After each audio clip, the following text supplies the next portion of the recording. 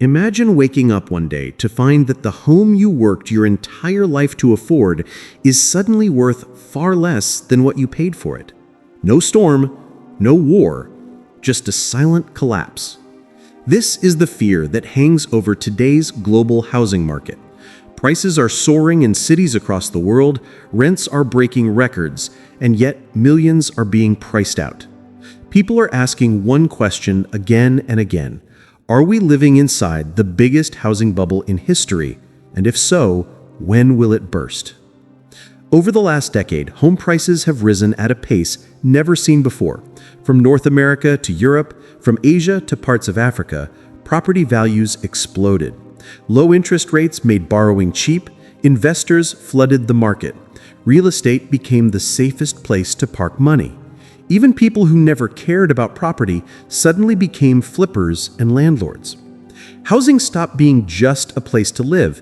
It became a financial asset, a trading instrument, a speculative bet. But here's the dangerous part about every bubble in history. It feels strongest right before it breaks. At the heart of this global housing boom is cheap money. For years, central banks kept interest rates near zero to stimulate economic growth. Mortgages became easier to obtain. Monthly payments felt affordable even on very expensive homes. That created artificial demand. People didn't buy because homes were cheap, they bought because loans were. The moment interest rates started rising, everything changed. Monthly payments shot up, buyers stepped back, and suddenly the same homes that were affordable on paper became unreachable. Yet prices in many regions didn't fall immediately. Why? Because supply is tight. Construction slowed after past crashes. Urban migration keeps pushing demand toward big cities.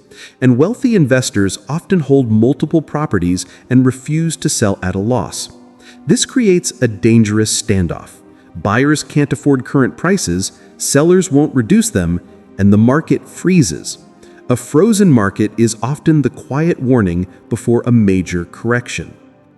Another powerful force fueling the bubble is investor dominance. In some cities, a shocking percentage of homes are no longer owned by families, but by corporations and large investors. These buyers don't look at homes as shelter. They look at them as yield-generating machines. Rent becomes the product. Tenants become cash flow.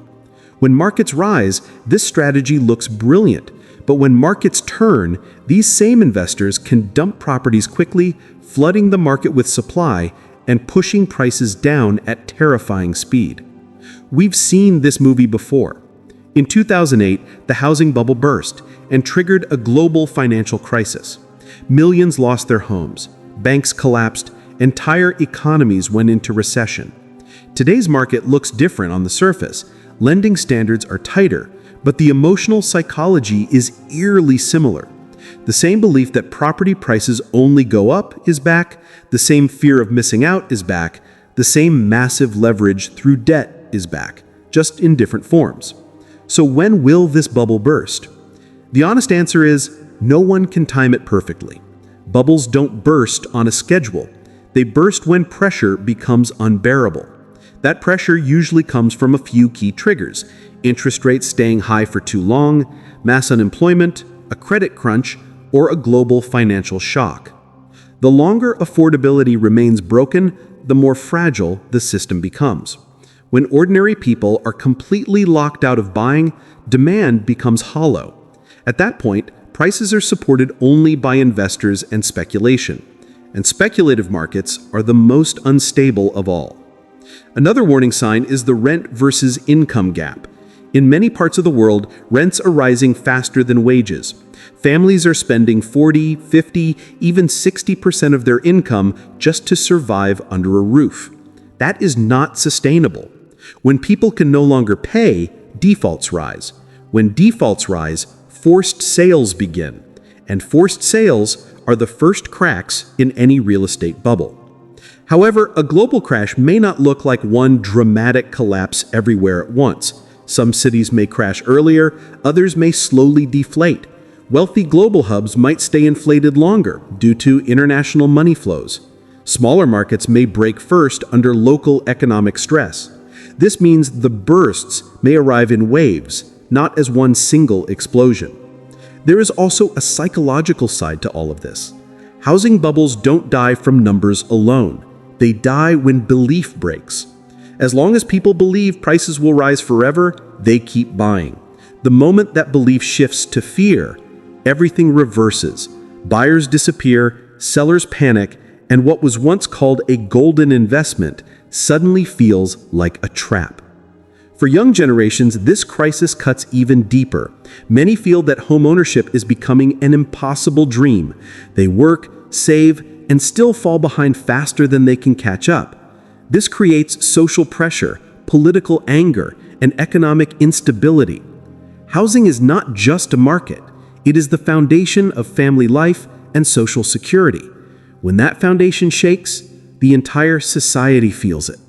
So is the global housing bubble guaranteed to burst? History suggests that no bubble in human civilization has ever defied gravity forever. The question is not if correction will come, but how painful it will be, how sudden it will feel, and who will be hit the hardest when it does. For some, a crash would mean opportunity, a chance to finally buy at fair value.